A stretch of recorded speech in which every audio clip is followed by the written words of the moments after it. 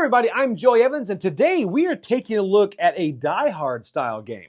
I mean, as everyone knows, Die Hard is one of the greatest movies in the history of mankind. You should watch it every Christmas. But this is not Die Hard the game. This is Hunted Kobyashi Tower. So it's not exactly Die Hard, but let's be honest, it's Die Hard. So this is a solo game, although I think there is a two-player variant. I don't know. I have not played that, but this is a solo style game, which I'm not usually into, but this is Die Hard, so I had to try it out. And this is also Hunted 2.0. I played the 1.0, and I think Tom also reviewed the 1.0 here on the channel. I think he enjoyed it, but I think he thought it was very lucky. So this one mitigates a lot of that. So I think this is worth taking a look at because this is a new edition, which adds some different mitigation. So before we go into what I thought about it, let's first off see how it's played. Okay, we are set up for a game of Hunted here, which is pretty much a solo game. This is not going to be a full rules teach. This is just a quick overview. First off, it comes in this nice little VHS box, which is pretty cool. And it's a solo game, but also I think there's a two-player variant, which I haven't really gotten into. Play it mainly as a solo game. Here's what's going to happen. You are pretty much, it's Die Hard, Kobyashi Tower.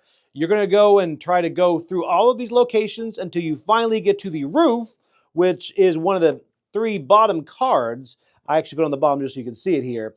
You're going to look for this one, which is normally shuffled in the bottom three cards, and you're going to keep going through the location cards and trying to find your girlfriend, wife, save her, and get your way out. But along the way, you're going to find terrorists, and you have got to either fight them or hide from them. Now, how does all that happen? First off, you start off with a handgun right here, and a chocolates card, which helps you discard to re-roll any number of dice that you have re-rolled. There are pretty much three things you can do. You can draw a card, which is grab from the Hunted deck here. You can hide, or you can activate a card in the row. First off, let's go and draw a card. What's going to happen is you're going to draw a card and place it into the row like this. Now, notice there are going to be icons here and icons here. These are the icons. This is the cost down here. So if I want to get this card and activate this card, then I need to find something with a key here, right? But this has a boot, and also there's going to be a noise icon. You see the bell right here, the bell in the upper left-hand corner. Once two of those are shown, then any terrorist in the row will attack. You've made too much noise, the terrorists come. So there are no terrorists out there now, so we're safe. All right, let's flip another one. There we go. This is a hostage. A hostage. So this guy right here, when you take a hostage, you can actually, you'll put him over here. He's good for scoring at the end, but also you can use him for his ability. If I have this hostage, I can flip this card to add a D8 to a test roll. All right, so but right now I can't afford him because that is a magnifying glass right there, and I only have a boot, and he actually gives nothing right here. So let's keep going. There we go. Take a look at that. So right now I've got another hallway. To get this, I need two boots. I've only got one, so I can't afford to do this. However, I could spend this to get the hostage. So let's go ahead and do that. Discard this, and I place him into my inventory. All right, so you're going to keep going like that. Now, notice the door has a key. Let's go through here and see when we can actually get a key to show up. Now, there's two different noise tokens, so if it's a terrorist, I'd have to fight. Luckily, it's not. All right, but now, notice here we've got a boot. Let's show you what happens on these. This is how you advance in the game. So if I had a boot, which in fact I do right here, I can use this boot to pay for this one, and I've just gone into the hallway. And what does that mean? Well, that means I go to the next location here. I flip this, and I have to do what it says on here. And it is a test. Succeed and draw the top three location cards and put them back in any order. Fail and lose 2 times. So I have to do a test. Now, what is a test? Well, let's go into these white die here. This is your lifeline. So a test is you have to complete that. You have to pass a test with 5 and above. So I would take one of these die, I would roll it, and if I get a 5 and above, I pass. If I get below, I fail. Now, the difference in the door, if I were able to have a key, notice I can get 2 different locations. So I would draw 2 cards, and then I would choose which one I want to go in, the hotel or the kitchen. So that's how you advance locations. And I won't read all those, I'll let you kind of explore those on your own. But now you're probably wondering about the fighting. Well, we'll go to that in a moment. But first, let's go through hide. Now, say you've got a lot of cards out here. Say these are already out here. And you know if a terrorist comes, then immediately he's going to fight because you have 2 noise tokens out here. Well, then you can do something called hide. And the hiding is if you want to clear all of this, and you can also regain some energy. So if you hide, you're going to clear all these. Now you lose those. They go into your discard. Sorry about that. The power went in and out here. So if you lose those, they go into your discard. Just like that. But then also you can refresh 1 spent energy die. So if I did have one of these over here, when I hid, it would come back. So now I have the energy die there. But you would also lose 1 time. These tokens right here, which we have not got into, these are time tokens. And as soon as 4 of these are gone, and you go through 4 time, you're going to flip this, and an event happens. So one of these happens, and then you're going to put 4 more on there. Flip, flip, flip, and if you have to get rid of all of these time tokens, and you get down to the game over, and you still have not won, then that is how the game ends, and you lose. So those time tokens just like that. So then these are the clock that kind of progresses the game forward as well. Like I said, you can use time tokens by hiding, but also battling. Let's go into fighting. All right, so let's keep going through here. Let's say you did that. You can't afford that shotgun. You keep going. Right there, distraction. And then you've got this, Mr. Kobayashi. But now there's 2 different noise tokens. You keep going. You keep going. You keep going. And then eventually you find a terrorist, which is way down here. Right here. So normally you would not go that far. But now let's go to the terrorist.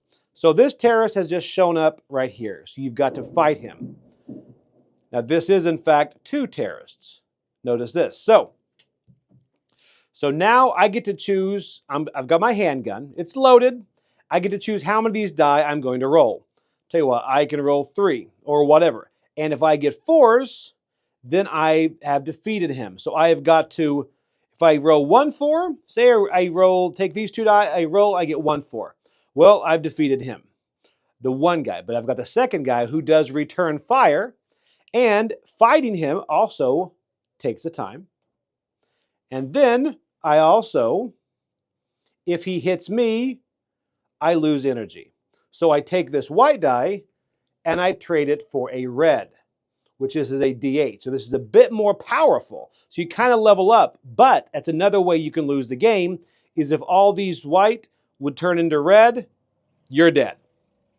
All right, so then you keep going until you finally defeat this guy. And when you do, there's a reward up here. So when I defeat him, I get 2 cards off the top of the hunted deck. And if there are items, weapons, hostages, then I get to keep those. So that's kind of a benefit. But the problem is fighting these guys, it can hurt you, number 1. And number 2, you lose time. And you've got your weapons here. You can easily discard one of these. So say I have no more die left. I've got 3 different cartridges here. So I will go ahead, discard one of these to reload the 4 die right there. But that also cost me a time. So everything you do advances that clock and moves these events forward. Okay, so that's pretty much it. There are different cards in there, like different RPGs, rockets. You've got a regroup card, all of this. So that's going to help you kind of go forward. Different weapons are going to have different die you roll. But you're going to keep going, hoping you get to the end to get the roof, rescue your person, and get out. Or the time will run out, you lose. If you take all this damage, you lose. So that is, in a nutshell, how to play Hunted Kobyashi Tower. Okay, so that is a quick overview about Hunted 2.0, the next edition. So again, that is not all the rules on this. This is it's just kind of goes into how the game is played. So first off, let's say I enjoy this game a lot. I love the theme because you're really making that race to the roof. And as you're going forward to the roof, you are trying not to run into terrorists. And I think it's thematic in the fact that those little bell icons are how you make noise. And as you see terrorists, imagine terrorists in the hallway. If you make too much noise, they're going to find you. Now, something else that's thematic about this is hiding. Hiding does not seem like something you'll want to do, but the more you play this game, you realize how essential it is. Because hiding takes time, but it also wipes that row. which is bad because you may see things out there that you want to get, but if you kind of wipe those terrorists off, then you can have a clear row, and that kind of gives you more of a chance of being able to get those things that you need. So that I really do enjoy. Now let's talk about what's different 2.0 as opposed to 1.0. The big thing is the event system. You'll notice how the little time tokens start to flip events as they go further and further, and then eventually the game over. Those events could be good or bad. They're going to do tests. So that itself is different. I think that really adds some variety to the game, and you don't put all the event cards out because those do change from time to time, as well as location. The location cards, you're going to put some locations in the deck, and then other ones will go away. So every time you play will be different. But the whole event thing is different for this. Also, the way the dice are, well, the way you take damage. When you remove one white and then you put the red one in there, that's very interesting because you kind of visually see how damaged you're getting. It's kind of like, looks like one of those life bars in different video games and things, because you see that red go up and you know, I've got less and less white, so I've got less and less life. Now, because of that, the more the red comes out, because now you're talking about, I think those are D8 as opposed to D6s, you do better on skill checks and tests. So I feel like that's kind of your adrenaline moving, right? So your adrenaline is going, you get excited, and that's how you do better on those checks. So I think that works really well too. And then of course you've got the regroup cards, which we did not go into those much, but a lot of these different items and weapons and the hostages, a lot of the variety comes with those cards.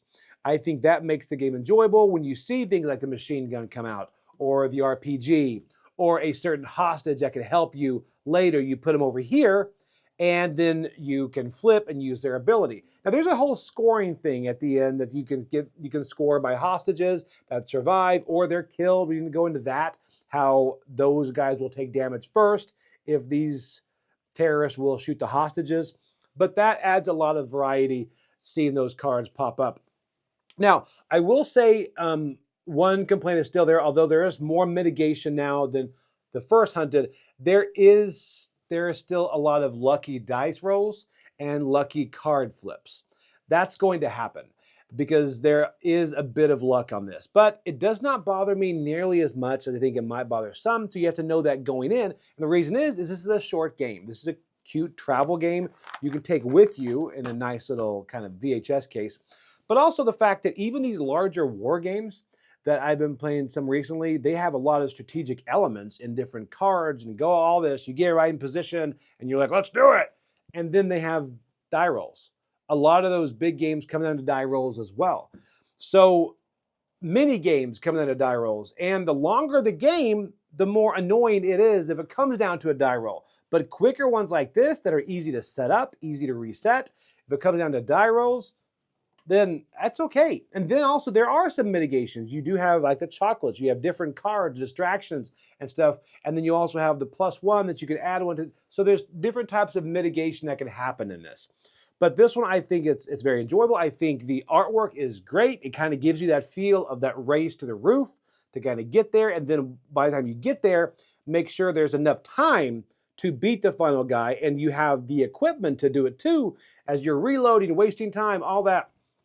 So I'm coming in at a 7 on this because if you like Die Hard, then I think you will like this. And I think 2.0 does add a lot. Again, that visual aspect of those red die replacing the white, that just looks good. And you've got that clock, knowing how close you are to losing, also the clock on the events. So all of that makes this very enjoyable. So that is Hunted Kobyashi Tower, the best Christmas movie of all time, is now a game. So thank you. I'm Joey Evans, and I'll see you later on the channel.